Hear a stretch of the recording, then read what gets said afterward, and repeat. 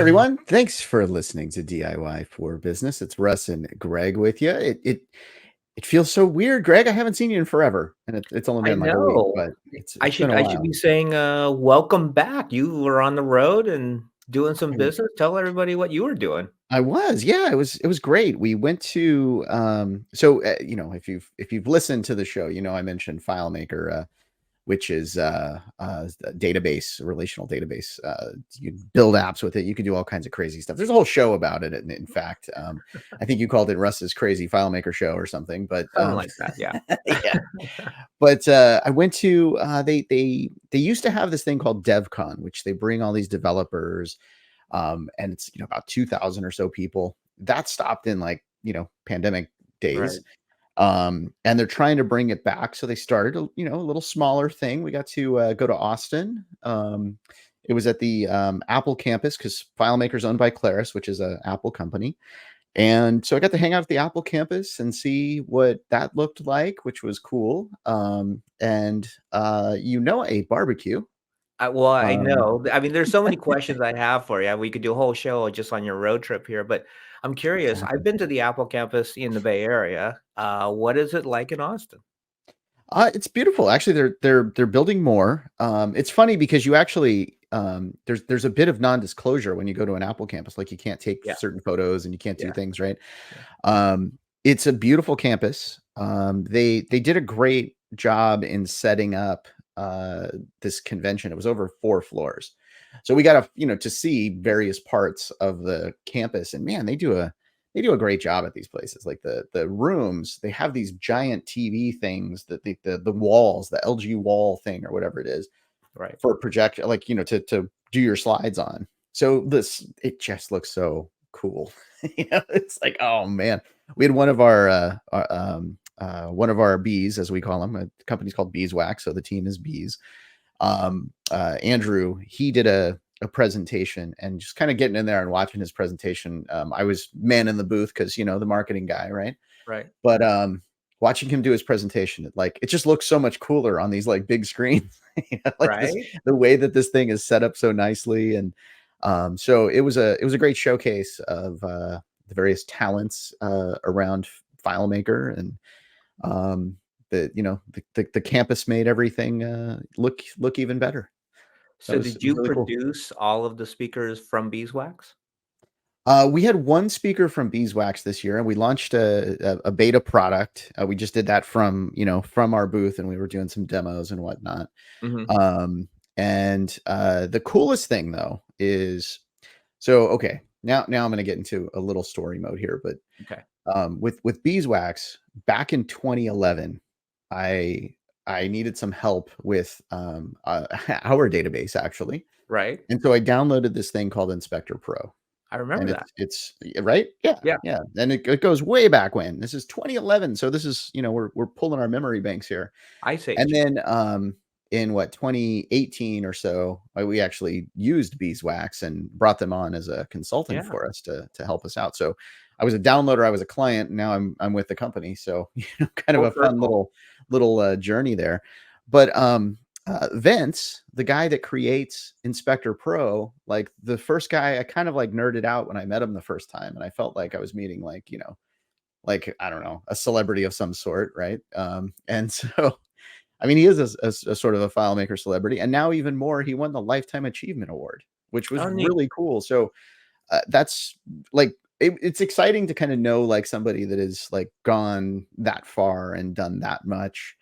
And he's just such a nice guy, humble guy. I mean, basically, as his thank you thing, he's thanking the team and how cool it is that he's got all these people to work with him. So it's such a cool thing to happen to just a cool person, and totally Well, deserves it.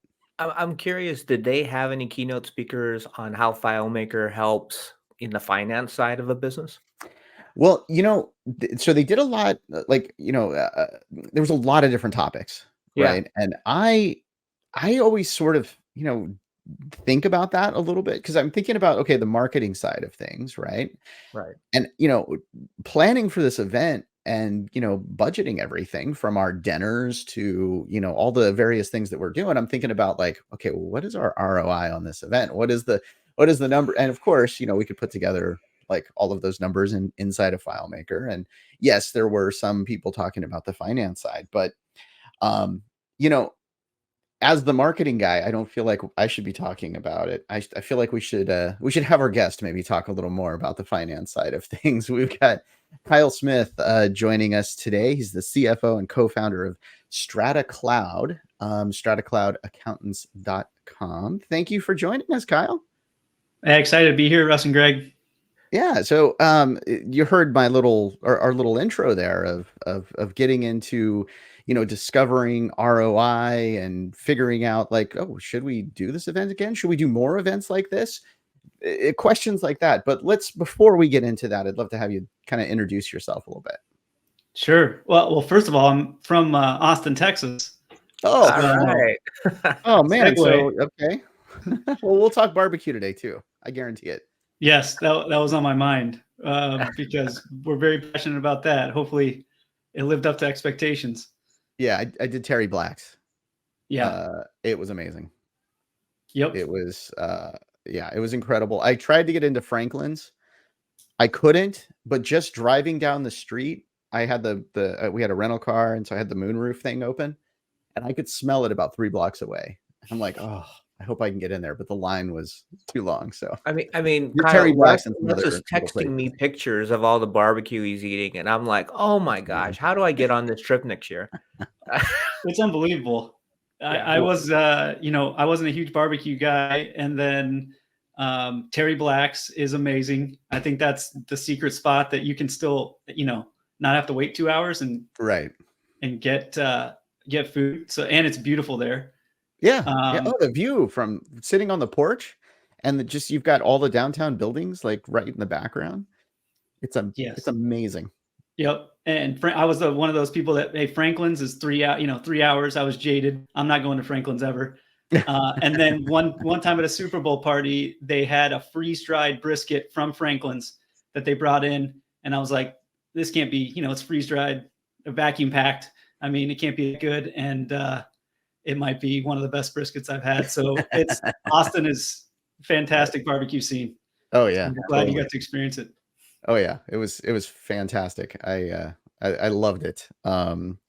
It was we did the little smoke room tour at Terry Black's as well, where we got to see and hear That's about awesome. all of the, and the funny thing is they're giving us all of the recipe. They're telling you everything that you need to do. You need to cook it for this long. You need to put this rub on it. You need to spray it with this. You need to, check on it this time, and you need to wrap it at this time. And they're telling us everything. And so one of my coworkers was like, "You just gave us all the secrets." And he's like, I gave you the recipe. I didn't give you the skill. Yeah. And skill takes a long time. Yep. So I thought that was a great line. Actually, that's kind of a nice line too of about finance, right? That was always my scary thing. When running my business, you don't know what you're doing. You're jumping into this. I don't know how many times Greg and I have said that, where you start your business and like nobody trains you on management, nobody trains you on leadership, like you're doing something new and you're jumping out there. The finance part though can be particularly scary because those 3 letters, the IRS. So it gets pretty scary, and also planning for like getting everything right, budgeting, it can get pretty difficult, and kind of you're bringing the skill Yeah. that those guys at the barbecue are bringing. So at what point do you think somebody needs to engage services like yours? Is it early on, or is it midway? Is it late stage? Like when are they bringing you on?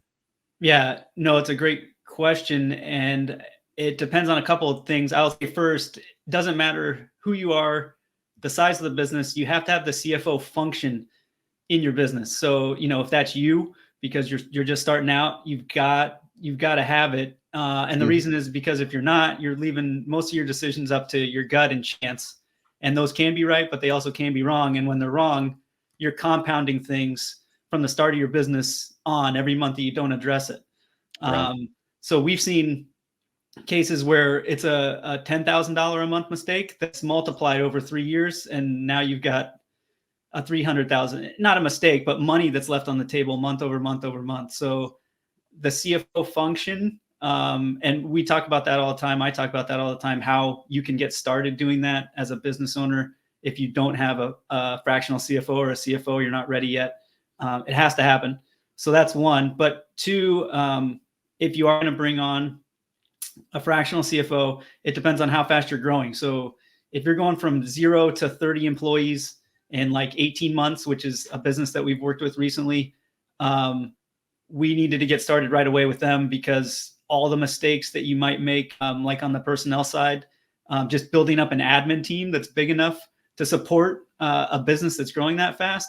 Right. You're going to want to start doing the forward-looking analysis, which is what we do, the budgeting and forecasting, like you said, Russ. You want to do that at the beginning rather than 18 months in and your business is cranking, and then you find out that you're actually making negative gross profit, which is something that we've seen before, where a business is actually they're not selling at a high enough price to even justify the cost, the direct costs of what they're doing, let alone the salaries and all the other overheads that they're doing. So if you're growing quickly, I would recommend engaging a CFO early on. The ROI is just it can be hundreds of times what what our services would be, for instance, or anybody else that you would get that can have that expert insight. So otherwise, a lot of businesses and kind of hitting that million of yearly revenue plus, and you're not ready to go to a full-time CFO because it can be pretty cost prohibitive, that's a good starting range all the way up. And we work with companies that maybe could afford an in-house CFO, but what we're providing is very valuable because we're targeted. So a fractional CFO service can go pretty wide, but usually maybe that million mark plus. But like I said, it depends on how fast you're growing.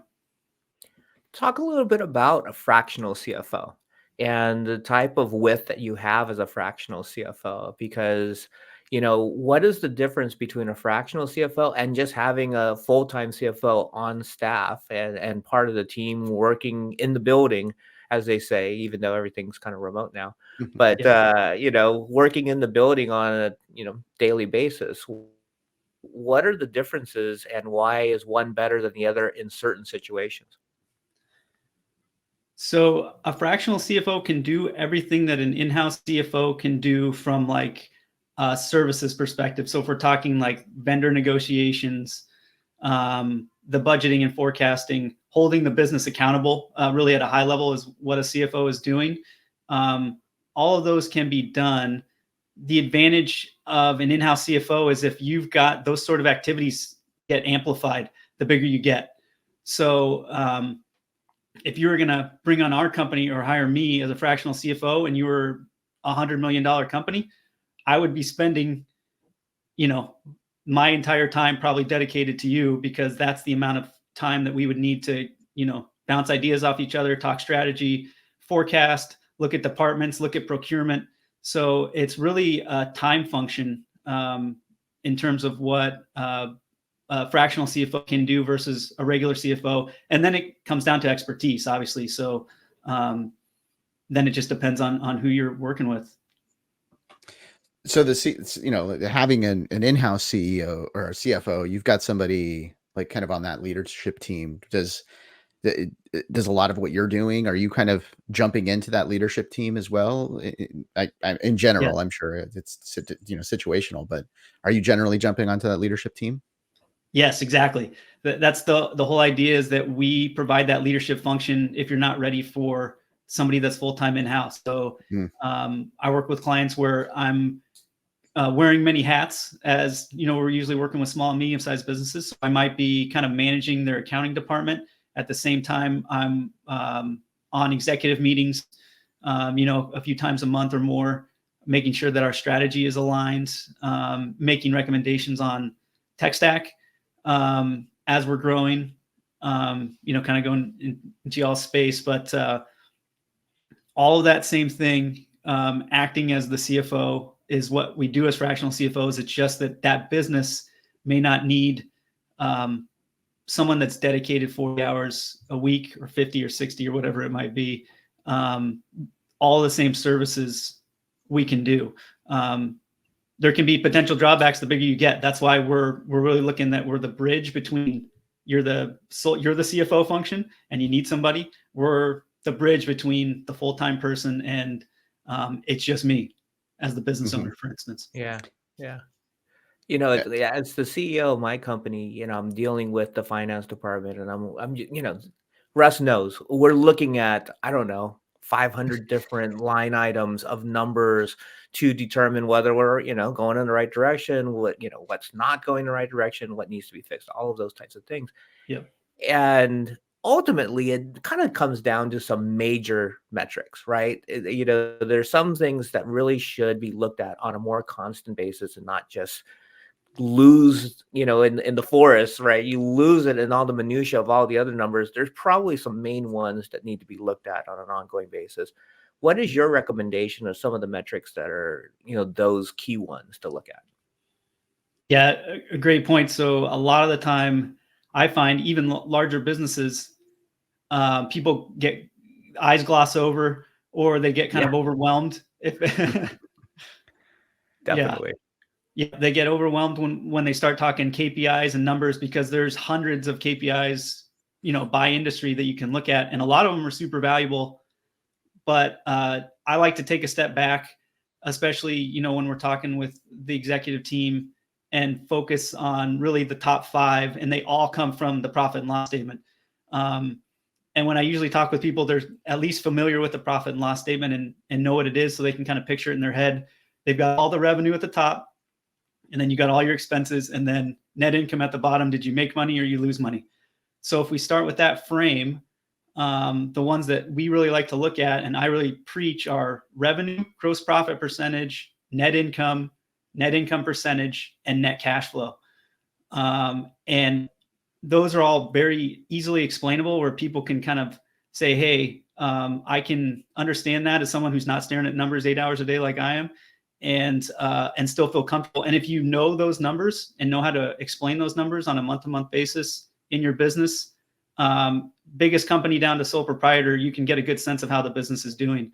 A really interesting example of that, if y'all are interested, just happened a couple months ago. We had a client come on. They were looking to get a bank loan, and their bank balance, their cash balance in their bank, was pretty steady. I'd say they weren't worried about cash from a month-to-month basis, and they thought they were doing pretty well. They wanted to expand a location in this case, so they went to the bank to get a loan. The bank came back and said, "We're not interested in loaning you money. Y'all are losing money, and your payables balance is growing every month." And they were a little bit shocked when they heard that, because, hey, we see money in the bank every month, and that's kind of as far as they got on the financial side. If they had looked at the metrics that I was talking about, just those high-level metrics, they would have seen that their net income number was probably negative, and that their net cash flow number, it's just one number on the net cash flow sheet, so that you don't need to understand the cash flow sheet. If you can just look at your net cash and look at your net income, and they would have seen a discrepancy there. And the reason why is they weren't making money as a business from month to month, but they weren't paying their vendors out either. So their cash balance was staying pretty consistent because they were growing the amount that they owed their vendors. They thought they were doing okay. The bank had to point out to them that they were not doing okay. If they'd have looked at that earlier, they could have addressed it and maybe expanded earlier, kept growing earlier. So it's like I said at the beginning, it's really important to look at the numbers earlier than later. Even if you don't know the answer, you can start asking questions and then dig into more of why. And then you can start looking at all those other detailed KPIs that exist for particular industries and go from there. But you've got to start with those top 5. I wanted to jump back to something you said earlier. You started talking about pricing. You're not charging enough. You're setting your price too low, perhaps. That is something where I don't know, I've probably, funny enough, like we scheduled this interview a few weeks ago, or, whatever it was. And between scheduling it and now, I've probably talked to 3 different business owners about pricing and how difficult it can be sometimes to figure out like what your pricing should be. There's looking at competitors, there's looking at, of course, cost and things like that. But is there any like good recipe for figuring out pricing? Like, or what's the best recipe, I guess? I mean, I know there's recipes out there or ideas out there, but what's a good recipe that somebody, if they're trying to, figure that out right now, what's a good take home for them right now? So if the question is there a good, perfect recipe? So first answer, no. Right. That really is a huge struggle. There's not a magic bullet. There's not a magic answer. And that's why I say you need to look, because it's about incrementally improving the business. We can't come in and say, here's where you should price, because there's so many factors involved, like you said, and those factors are changing from month to month. Right. So really what I prescribe is look at the business, look at the financials, and then look at what you know from an industry perspective. And you've got to put all those pieces together. So the way you explained it, Russ, is really what you need to do, and add to that is put the financials in there, put everything together. So, as an example, you might see, or we might see that margin is probably too low based on the industry benchmark.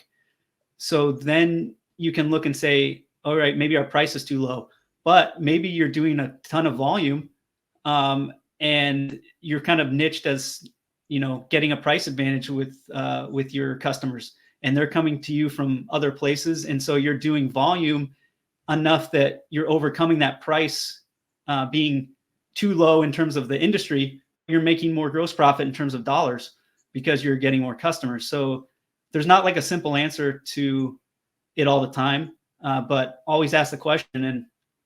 And in that case, one of the important ones, like I said in the beginning, is, are you priced enough to where you're actually making a gross profit that's positive? Because we've been in contact with businesses where that hasn't been the case. And there might be a good reason for that.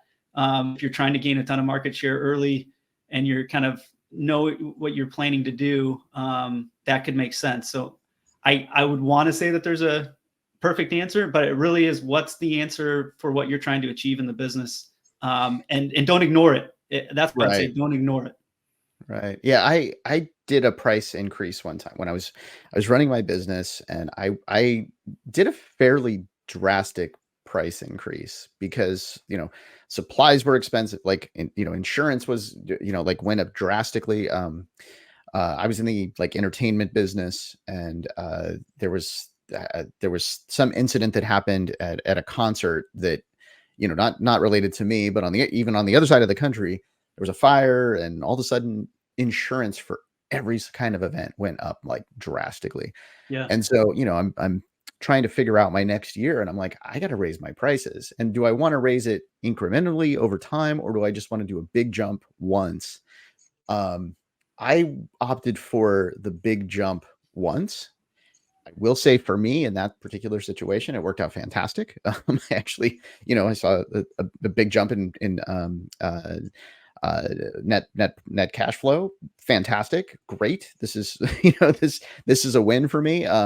Coincidentally, like within like a year, some of the supply that I was having to purchase went down in cost. Technology gets better over time. So actually the cost went down on certain things. So it was kind of like this huge win, but I've always wondered, is that the way to go? Is that the best way to go? Is it a big jump once, or is it like you want to kind of ease your way into cost change or price changes? That's a great question, and maybe geeking out a little bit, but it really has to do with your operational leverage. Okay. Are y'all familiar with the concept? Well, let's get like, let's go ahead and say what it is. In your example, if you did that and you have a ton of fixed costs, meaning costs that were independent of your sales level. So I think like your salary, for instance, if you had a space that you were renting, it doesn't matter how much you're selling, those costs are going to be the same. If you have a large percentage of those costs compared to costs that are fixed, and you make a price jump and you don't see the volume going away, the volume stays consistent, you're going to gain massively compared to if you have a lot of costs that are dependent on your sales level. So in that case, I would say take the risk and do what you did. Go for that big one jump, because if it works, your profitability is going to go through the roof.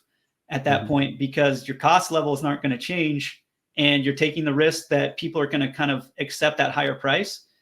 And so your profit percentage as a percentage of sales would go up, and your dollars would go up. And I'd say take that risk.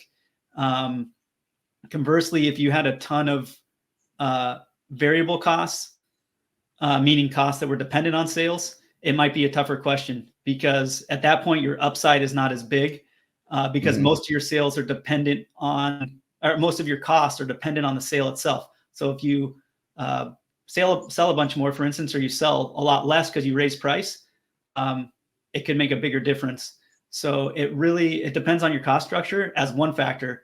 But I would say what you did is probably what I would recommend in that case, if your structure was set where you had a lot of costs that weren't dependent on the sale that you were doing. Gotcha. So since COVID, I have seen food prices at restaurants continually just keep climbing, talking about, the pricing. And I've also seen a ton of restaurants close, right? Yep. Since COVID, they just did not survive it. I don't know whether it's because they tried to raise their prices and they lost their customers, or another reason. But I keep seeing more and more restaurants raise their price. Russ and I always joke that we always make our best decisions over a burrito. Yeah. Well, a burrito, used to cost a certain amount. Well, I swear I'm paying double for that same burrito today that I used to with Russ a couple of years ago. I know the cost of that burrito has not doubled in producing, right? I mean, there's, beans have not gone up that much. Tortillas have not gone up that much. But these restaurants keep raising. Are they just trying to find the ceiling of what they can actually charge and keep the doors open and make the profit they're looking for? Or, what's driving that? Yeah, so I'm a bit of an insider on this, because we definitely work with some restaurant groups. I can get behind the curtain a little bit. So the first thing I'll say, it is a little unfair, Greg, that you would say that not all costs have gone up. We know. Oh no, I believe costs have gone up. Since, no, but not. You're saying not double. Okay. Yeah. So you're saying that, maybe not. You're right. I'm just saying there are some cases, like last year there was a lime shortage, where lime prices went up fourfold. So if you're selling margaritas, you might have to adjust your price, or you could be quickly losing money under that scenario. So there was some supply shocks that forced restaurants to make some moves. But on the whole, I agree with you. It's probably not double, and then in most cases, and prices are doubling. So assuming that, are they looking for the ceiling? I would say yes. It's mostly a pricing strategy, and they're kind of seeing where that is, because the margin is usually so low at the restaurant anyways. You constantly have to be looking for where that ceiling is. That said, that's not the only strategy. I know of a restaurant group that basically they have I think it's a burrito. It's either that or a breakfast taco that they offer at cost. So it's like 4 tacos for $4 or something like that. And it's just that one menu item. And the idea is that gets people in the door, and then they can price the rest of their stuff regularly. So yes, that's definitely a strategy, right? Yeah. So you have multiple strategies to use, but the end game is they are trying to look for that kind of sweet spot. So is that what you're doing? When you're working with your clients, are you bringing in those optional strategies, and then you guys are working it out and figuring out which is the best way to go? Yeah, that's definitely a big part of it. So a lot of those discussions, like that lime shortage problem, we were, obviously you can't foresee that, and it was pretty you can foresee it, but you wouldn't know that kind of price difference. When we were looking at the numbers, we saw a massive decrease in their gross profit from one month to the next, and had to dig into their recipes, and then found out that here's the levers we can pull. The lever you can pull is you got to find either a price replacement on the cost side, or you got to adjust your price. And in that case, they adjusted price and they found a replacement that didn't affect the quality. Either way, they weren't able to fully gain back the amount that they lost because of that shortage. So you are kind of at the mercy of the supplier in some cases. I know it makes you mad, Greg, to probably hear that with the double the burrito, but the truth. But yes, so that's a lot of what we're doing is trying to identify those things, and then what levers can we pull so they can get a margin that is going to sustain the business. Uh, I listened to some of what you said, Kyle, but you said breakfast tacos, and that is the one thing I missed in Austin. So sorry, I was thinking about that a little bit. Those are so good.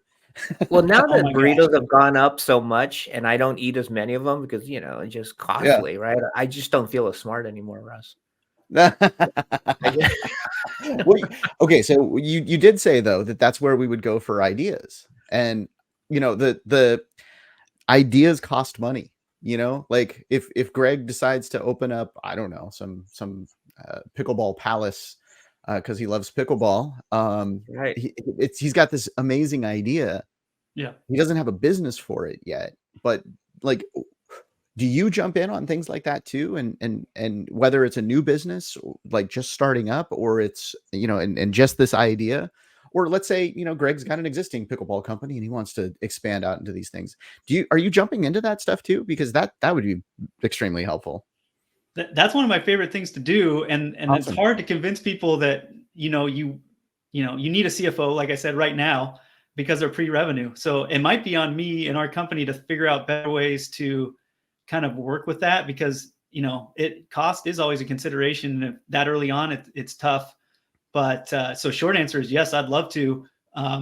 We just need to be better at finding opportunities, I think, because it is I know it's super useful to the business owner down the line. It's like I said, we've had times where we've talked about how to finance a business early on, and they might have had the means to where they could self-finance with a line of credit or something else like that, and they grew the business from there to where 5 years down the line, they've kept literally millions of dollars in the business because they've self-financed it instead of taking on investors. And if we hadn't done the analysis at the beginning, they might have just assumed, hey, I'm going to do 50-50 and take 50% investors. And sometimes that's a great idea, but sometimes you don't have to do that. And if the business is a success, you're just giving away half of the company in that case. So that stuff gets me really excited. I'd love to do more of that early stage stuff. Oh.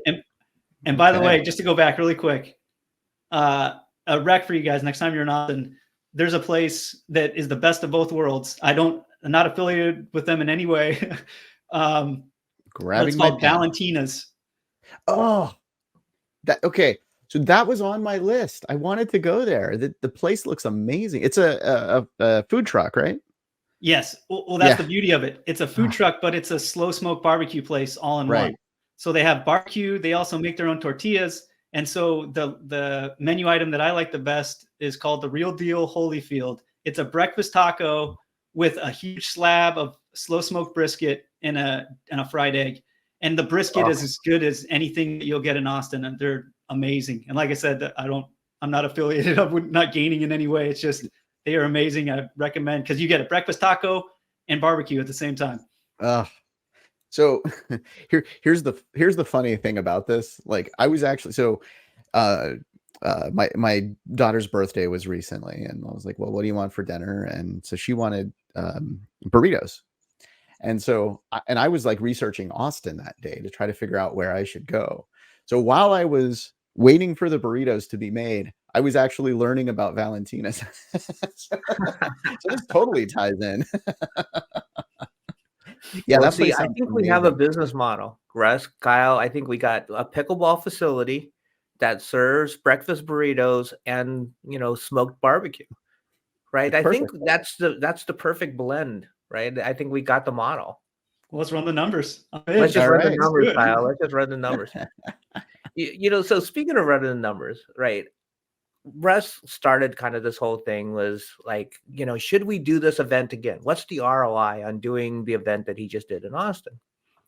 And I come from, more the sales side of the business as a CEO and more in the marketing side of the business than the finance side. And there's always seems like there's this tension between the finance side and the sales and marketing side. Like, oh no, you guys shouldn't spend on that. We don't really see the ROI on that. Yeah. And, I've been like a CEO of different businesses for like over, close to 30 years now. And there's always that tension. And I'm going, why is there this tension? Because aren't we talking about the profitability of the company and just evaluating where the money should go? but finance side always wants to like hold the purse strings, don't spend, like spend as little as possible. Like, where do you fall in this whole debate and philosophy? Yeah, this one this one's near and dear to me because I'm the penny pincher.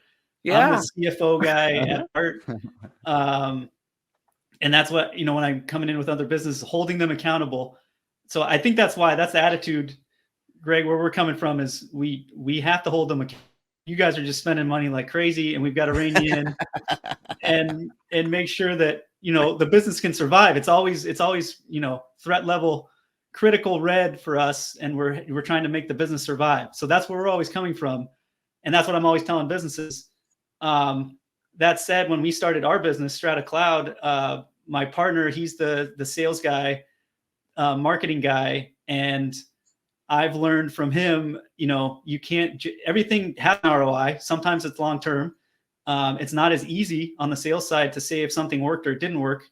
So I've tried to be a lot more, my point is I've tried to be a lot more open to marketing spend, sales activities, because it's not as easy when you're doing it yourself, like we are at Strata, growing the business. It takes a lot of work on that side, and you have to devote dollars to that side. So I can see where you're coming from on the CEO side and building the business side. I'm not good at it yet. I'm not a sales guru by any means, but I can see where y'all are coming from, and I'm still responsible for the cash. So I'm still making sure that we're not getting too crazy. But yeah, I'm kind of in between, I guess. And I started on the CFO side. I'm moving towards seeing the perspective of the CEO and the CMO. So now I'll throw out a marketing question about, attribution of like money spend. So that can be somewhat difficult nowadays, right? So I've been doing, I don't know, Google ads. I was a beta tester way back when, and they're sort of the bottom of the funnel, right? Because everybody, like you could have a banner on some website, and then driving down the freeway, you could have a big billboard, and people have heard about your company several times during the day, right? Maybe you even do some print, mailing or something, but then Google gets the attribution. So Yep. when you're looking at those types of numbers, how do you figure out okay, well, there's a certain branding element to this, and that, sometimes is tough to sell a business on. I mean, I've definitely been there, talking to business owners about, well, we're going to spend this much money. Well, how many leads am I going to get? You're not probably going to get any. It's going to be, it's a branding campaign. So it's not a call to action. How do you do that? Like, what's your recipe for that? And how do you talk to business owners about that part of it? Yeah, pretty much a lot, like you said. So you have the two marketing functions, and like I said, these are things that I'm soaking in and trying to learn. But it's the two marketing functions. You have brand building, and then direct outreach, which maybe is easier to measure. Is more of a straight numbers game where it's easier to measure, like the leads from outbounding and all that. But what I say in the brand building side is this is an ROI, and we need to budget it maybe based on industry data.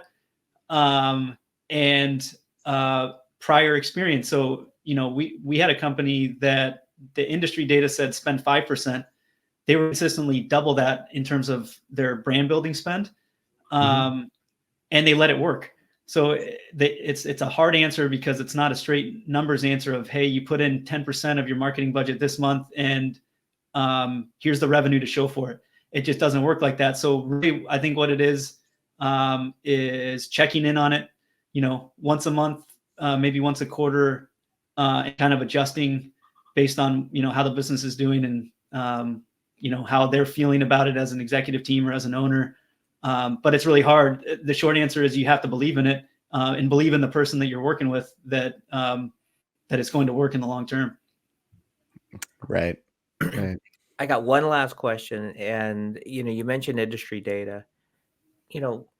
Obviously most companies, well, privately held companies, their financials are private, right? So you don't get to see it. Like, where are you actually pulling this, data history to base these decisions on. And I'll even loop it back into this, crazy idea of us opening up a pickleball company together. Pickleball is so new. There's not a lot of data out there for pickleball facilities because they're just starting to pop up across the country. Like, where do you find this data to help us make these decisions? We're going to start a company, right? The three of us. I think it's on record right now. We're recording. So, how are we going to get this data? So that's how it works. That's how you get the That's how we do it. Yeah, that's how we do it. I knew you were angling for something. Yeah.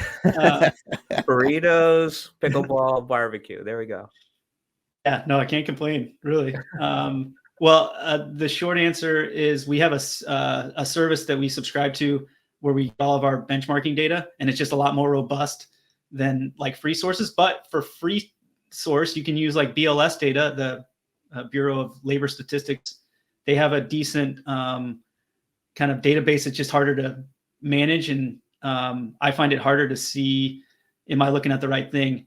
So we have a subscription that kind of, and I can, we can connect that. I can put the link of what we use. So that's one. And the other thing I was going to say is that's just one piece of the pie. So, when you're in a new industry, the benchmarking data is worth less. And even if the benchmarking data is really relevant, it's still just one piece of the puzzle. So that's what I would say in our business that we're going to start together. The benchmarking data would be less relevant, and it's more the idea, which is solid gold. I mean, we're gonna go to the moon. We're gonna crush it. Yeah, for sure. I love it. We'll go to Valentina's to discuss everything, and then we know the ideas are going to be the best. Absolutely. That's perfect. That's right. All right. So, we figured out a unique way of working with you, Kyle. We just pitched it on the show, and we've got it set up. If somebody listening wants to work with you, how do they do so? Yeah. So our website is stratacloudaccountants.com, and listeners to DIY, we have a landing page that's stratacloudaccountants.com/DIY. And in there, we've got exclusive free download where you can download an Excel. It's super straightforward, but it's basically the 5 KPI metrics that I talked about. And I explain, how you can do it in less than 30 minutes a month if you're a business owner, no matter the size, getting started on the financials, tracking it in that Excel file, along with a couple other resources. And we have other free resources on the website. So I'm definitely passionate about teaching and offering that to people. So excited to do that. Cool. So yeah, like I said, stratacloudaccountants.com, and then stratacloudaccountants.com/DIY for the downloadable content. That's awesome. We'll make sure to share that with everyone. We'll put a link in the description, and throw it on our LinkedIn and stuff like that, so that people can find you and reach out to you. I think it's so important to do this, and only because I didn't do it. It's like, I feel like I should have brought somebody in a little bit sooner than I did. I did eventually, but I was probably 3 years too late, and I probably would have had a full head of hair had I brought somebody in a little sooner. Because it's stressful, so it's great that a service like yours is out there to help folks. So thank you so much. Absolutely. Yeah. Thank you so much, Kyle. Yeah, thanks for joining us. And thank you for listening, subscribing, and reviewing DIY for Business. When you're doing the reviewing thing, we technically can't tell you how many stars, right? Like, Greg, we can't say how many stars to put on there, but no, but we will high five you. We could high five. Yeah, if you give us stars, we'll give you a high five. There you go. Yeah. But yeah, be sure to subscribe. We've had a nice little bump in listeners over the last couple of months here, and I think part of that is that we hit 100 episodes a couple of episodes ago, so that's really exciting. We're doing this for like 2.5 years. I talked to Kyle, as you're walking around Austin, you're probably going to see some people, because I was bringing up the show a bunch as I was as I was walking around exploring the beautiful city of Austin. So if like Kyle, he's got this great business and he wanted to tell others about it, this is like a great source for you to do so. If you would like to join us as a guest, just head over to DIYforbusiness.com, and there's a little form there. You can fill it out. You can also see all of our past episodes, get a link over to our YouTube, get a link over to our various podcasting platforms to to listen. I will also note that if you were listening on Google Podcasts, hey, that went away. So go head over to YouTube, listen to us there. You're probably it's still working for a little bit. So make sure you head over to YouTube and hit subscribe over there. Thank you for listening. Thank you for subscribing. Thank you for reviewing us. We are Russ and Greg from DIY for Business, where you are not alone.